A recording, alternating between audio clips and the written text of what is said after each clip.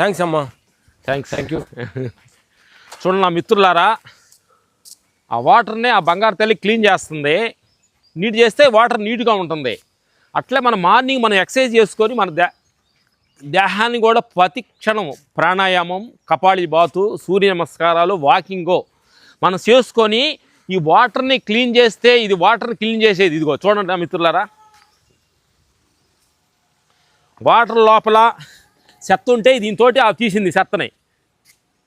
అలాగే మన లోపల ఉన్న చెత్తను కూడా మనం తీయాలంటే మార్నింగ్ ఒక 1 అవర్, ఈవినింగ్ 1 అవర్ నువ్వు టైం కేటాయించుకోవాలి.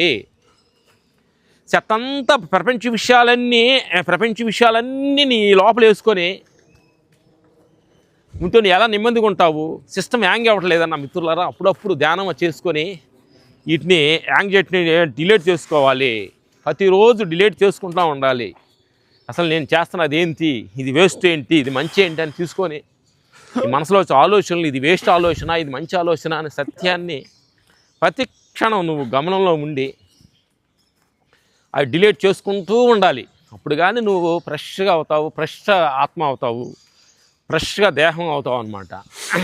అలాగే ధ్యానంతో మనస్సును శుద్ధి చేయటం ధ్యానం, ఎక్సర్సైజు దేహ ఇంద్రియాలలో ఉన్న కండరాలకి, మజిల్స్కి క్లీను ఎక్సర్సైజ్ తోటి కంపల్సరీ మనిషి ధ్యానం చేయాలి.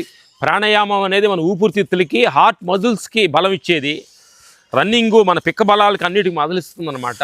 ప్రాణాయామం, సూర్య నమస్కారాలు, ఆత్మ మెడిటేషన్ అనేది మన విశ్వానికి కనెక్ట్ అయ్యేదన్నమాట. ప్రతి క్షణం మనం కనెక్టింగ్లోనే ఉండాలి మిత్రులారా. ఎందువల్లంటే మిత్రులారా, ఒక చిన్న వాటర్ బాటిల్ సముద్రంలో నీకు నీళ్లు పోసి సముద్రంలో వేసే పనితే నీకు ఎంత పెద్ద సముద్రం ఉండగానే ఆ వాటర్లో నీళ్లు దాంట్లో కలవు. నువ్వు మూత తీసి ఆ నీళ్లు కూడా సముద్రంలో ఉంటేనే అది నువ్వు ఒకటయ్యేది.